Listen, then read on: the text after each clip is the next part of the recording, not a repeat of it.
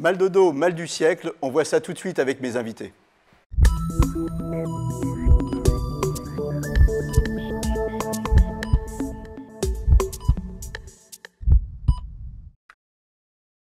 Avec moi sur le plateau, le professeur Bruno Fautrel, vous êtes rhumatologue à la Pitié. Bonjour. Elisabeth Soublet, vous êtes directrice médicale EOS chez EOS Imaging. Et Marc Patier, on va commencer avec vous. Bonjour. Vous avez mal au dos. Oui, c'est pour ça que vous êtes là aujourd'hui sur le plateau. Alors tout a commencé en fait avec un colis, tout bêtement. Comment ça s'est passé? Bien, j'étais dans mon linéaire, je fais régulièrement de la manutention et un geste métier que je fais au quotidien régulièrement. M'a créé une douleur aiguë au niveau des lombaires, enfin du bas du dos, maintenant je sais que c'est ce qu'on appelle la zone lombaire, et une hernie en même temps inguinale qui a été opérée ensuite. D'accord. Donc en fait, vous êtes tout bêtement au boulot, journée vraiment classique. Normal, j'étais chaud. Voilà, vous étiez chaud, mais peut-être trop chaud parce que vous ne faites pas attention, et exactement. Là, tout à coup, le gros mal de dos. Et donc après, alors, une hernie en même temps ou après, comment ça s'est passé? Ça a dû se produire en même temps. De toute façon, c'est arrivé quasi simultanément. C'est-à-dire que ça s'est mis à gonfler quelques heures plus tard. Donc ça m'a alerté. J'ai été voir mon médecin. Donc j'ai déclaré l'accident au niveau de mon travail.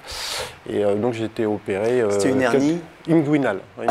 Pas une hernie discale, oui, attention. Alors voilà, c'est où ça? Un inguinal, c'est dans l'aine. C'est dans l'aine, exactement. Voilà. Et c'est un problème de tube digestif qui vient, une anse du tube digestif qui vient se coincer dans un petit orifice. Et au moment où on fait l'effort de soulèvement, ça augmente la pression de l'abdomen. Ce n'est pas forcément à ce moment-là, mais en tout cas, c'est un moment où on peut avoir un blocage de cette petite hernie.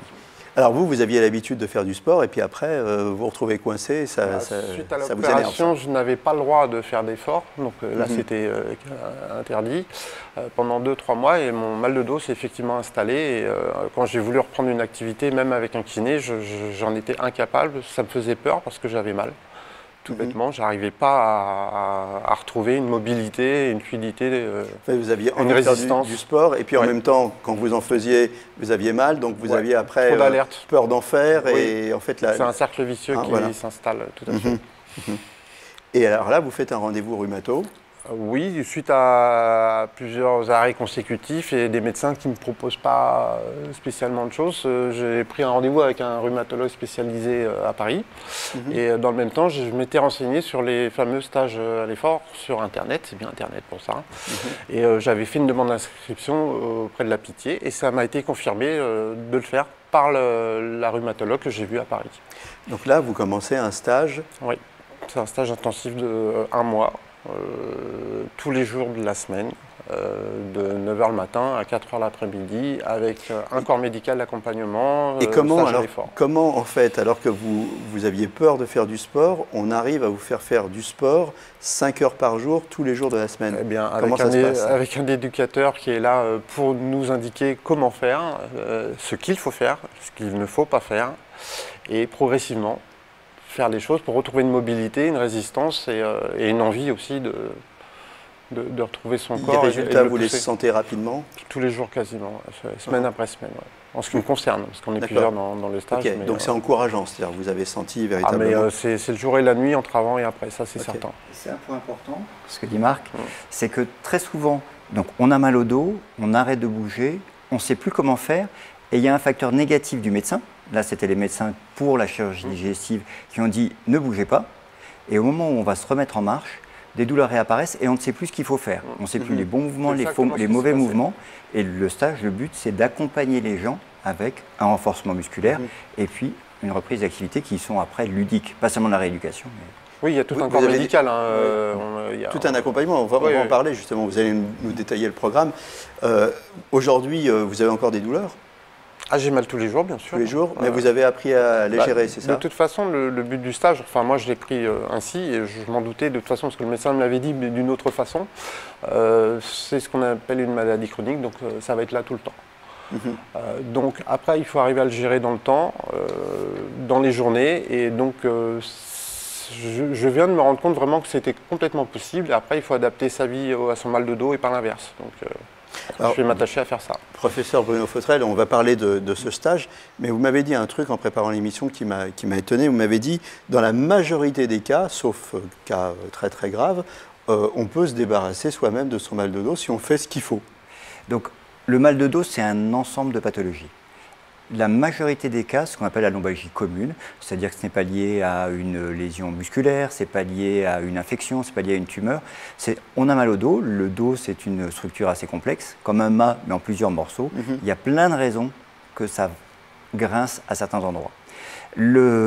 Avec des traitements simples, quand on se bloque le dos, quand on a un lumbago, des traitements simples permettent de passer le cap douloureux et la reprise progressive de l'activité va faire que l'épisode va rentrer dans l'ordre tout seul, avec un minimum d'intervention médicale. Et puis, il y a quelques patients, probablement pas beaucoup plus de 10%, qui là vont avoir des douleurs qui vont se chroniciser, qui vont évoluer. Alors quand on dit chronique, c'est plus de 3 mois. Et de plus en plus, on dit, si un mal de dos dure plus de 6 semaines, on commence à s'orienter dans une mauvaise direction. Il faut vraiment consulter un spécialiste du dos, donc un rhumatologue, éventuellement un médecin rééducateur, pour essayer d'avoir les conseils et d'aller dans la bonne direction. À un certain moment, on voit finalement que sur les différents examens d'imagerie, il n'y a rien de cassé, rien de lésé. Il faut simplement remettre en mouvement ce dos. Et c'est là qu'on conseille très activement une prise en charge pluridisciplinaire avec des médecins, des kinésithérapeutes, des éducateurs sportifs, des ergothérapeutes, et puis également des médecins ou des soignants qui sont capables d'apprendre aux patients à gérer la douleur. Un des objectifs que Marc a très bien dit, un patient qui vient nous voir aimerait ne plus avoir mal. Et dans les situations chroniques, on essaie de faire comprendre aux patients que l'objectif premier, c'est de bouger, malgré la douleur. C'est pas sûr qu'elle soit chronique et vous vous en débarrassiez jamais, ça va petit à petit s'amender, mais au départ, il faut faire avec la douleur. Et c'est ça qu'on apprend aux patients. C'est ce fameux mot savant qu'on appelle la kinésiophobie, c'est ça? La kinésiophobie, c'est la peur de bouger. Ah oui. Et effectivement, ça peut faire très mal d'avoir mal au dos. L'intensité de la douleur ne traduit pas une lésion plus grave. C'est simplement que, voilà, de temps en temps, se déchirer un muscle, ça peut faire mal. Donc, de temps en temps, avoir mal au dos, ça fait une douleur très aiguë, très intense, mais les choses vont rentrer dans l'ordre. Et quand les patients n'arrivent pas à reprendre confiance dans leur dos, on a ce cercle vicieux où on a peur de bouger, parce qu'on a peur de revenir à l'état de les patients, mais aussi les médecins. Est-ce que votre type de programme est suffisamment connu des médecins, ou alors est-ce qu'au contraire, il y a encore des médecins qui recommandent le repos? Alors, de moins en moins, je ne dis pas que ça ne peut pas se trouver, mais il y a eu énormément d'efforts qui ont été faits pour communiquer auprès des médecins, bien sûr, rhumatologues, mais également auprès des médecins généralistes, pour dire que le repos, avant on prescrivait le repos. On disait vous devez rester au lit, voire quand les patients bougeaient, on disait si vous avez encore mal, c'est parce que vous êtes resté au lit. Donc maintenant, le message de dire que le repos n'est pas un traitement est quand même globalement bien passé. Donc ce qu'on peut dire, c'est que l'activité physique est un médicament, pour plein de choses d'ailleurs. C'est exact, et que surtout, adapter ses activités physiques, c'est une chose, les arrêter complètement ne va que mettre dans la difficulté par après. Est-ce qu'on peut recommander de la gym préventive? Est-ce qu'il y a des mouvements à faire pour prévenir le mal de dos? Alors, dans l'activité physique, il y a un point qui est important pour nous, c'est que les patients doivent se faire plaisir, doivent avoir une certaine satisfaction à bouger. Donc, s'il n'y a pas un exercice qui est bien, vous pouvez pratiquer le yoga, vous pouvez faire du tai chi, vous pouvez aller en salle de sport. Mais il faut faire quelque chose. Voilà. Les principales causes, posture, surpoids, des choses comme ça? Bien évidemment, quand on est en surpoids, on a plus de contraintes sur le dos, ça peut faire plus mal. On parle beaucoup des faux mouvements, on ne sait pas bien dans quelle mesure ces mouvements sont vraiment délétères. Marc a très bien expliqué qu'il a fait un mouvement comme il le faisait d'habitude, mais cette fois-là, ça a déclenché la douleur.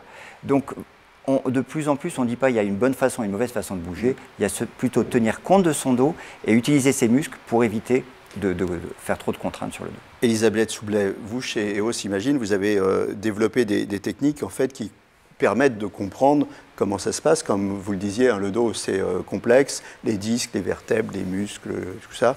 Et alors chez EOS Imagine, on va voir une petite vidéo. Qu'est-ce qui fait qu'on arrive à mieux comprendre tout ce qui se passe et donc à aider le médecin à faire son diagnostic?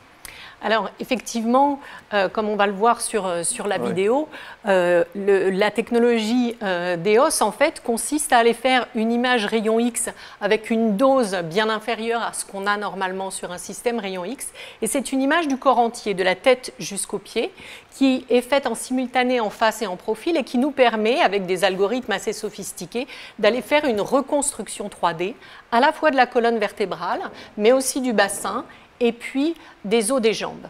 Et l'intérêt de cette technologie, c'est qu'elle est faite en position debout, c'est-à-dire en position fonctionnelle, en position de charge. Et c'est effectivement dans cette position-là que les gens en général ont mal au dos. Donc on peut vraiment voir l'empilement de l'intégralité du squelette. Voilà, donc ça c'est le point fort, hein, je me permets de le souligner, ce n'est pas le seul point fort, mais effectivement si on fait une image allongée, on ne va pas voir les contraintes qui sont exercées, alors que si on la fait debout, là on va véritablement voir ce qui se passe. Hein, c'est ça l'originalité de cette technique. Voilà, exactement. Et on peut avoir des gens qui ont mal au dos, alors qu'en réalité, le mal de dos vient d'autre chose. Ça peut être une longueur de jambe différente, par exemple, qui va du coup créer un déséquilibre. Donc en fait, l'ensemble du squelette, c'est un peu comme une tour. Si vous avez une brique à un endroit qui est enlevée, eh bien, ça peut poser des problèmes d'alignement. Et c'est exactement ce qui peut se passer dans certains cas pour des gens qui ont mal au dos. Et donc, il faut regarder l'intégralité du squelette. Vous êtes d'accord avec ça, professeur? Alors, on ne va pas le faire pour tous les patients, mais effectivement, le fait d'avoir une imagerie en position debout ou assise, d'ailleurs, mais en tout cas pas allongée, ça permet de voir le positionnement et l'alignement des vertèbres et du bassin dans le mouvement qui éventuellement est le plus douloureux. Donc, ça apporte des informations complémentaires. Ça va être un examen qui sera par exemple intéressant au moment où on discute d'une intervention chirurgicale, pour finalement savoir dans quelle mesure on va lever un conflit et on va permettre d'améliorer les choses. Donc, on peut faire des radios simples de la colonne vertébrale quand on a un mal de dos, la lombalgie commune, mais lorsqu'on a besoin de plus de précision, c'est un examen tout à fait intéressant. En quelques mots, parce qu'on arrive bientôt au terme de l'émission, il y a donc cette position debout, mais il y a aussi l'algorithme qui permet de tourner autour. Tout à fait. À partir du moment où on a une reconstruction 3D, on peut regarder la colonne vertébrale dans toutes les directions. Une reconstruction 3D, pour que les gens comprennent bien, en fait, vous avez pris une image de face, une image de profil, et c'est les algorithmes qui vont faire le reste. Voilà, qui vont faire un modèle, en fait. Ce n'est pas une reconstruction 3D comme on peut avoir en scanner, donc, ou en IRM, on n'aura pas les muscles, mais par contre, on aura l'enveloppe des vertèbres, du bassin et des membres inférieurs. Et on va pouvoir comprendre la relation de tous ces... Il y a beaucoup de centres en France où on peut bénéficier de cette technologie? Alors, on a de la chance que, comme c'est une société française, sur les 330 systèmes installés dans le monde, il y en a 80 en France. Donc, ils sont à la fois dans des grosses CHU, mais aussi, voilà, exactement, dans des centres d'imagerie privés. Voilà. Comment ça va aujourd'hui, Marc? Ça va mieux. Ça va mieux? Oui. Eh bien, c'est super, ça va mieux. Ça veut dire que le programme fonctionne, ça veut dire qu'il faut se bouger en préventif et en curatif, que comme on le disait tout à l'heure, l'activité sportive est un médicament. Je vous remercie tous les trois d'être passés sur le plateau de l'émission. Je vous dis à très bientôt pour un nouveau numéro et d'ici là, portez-vous bien.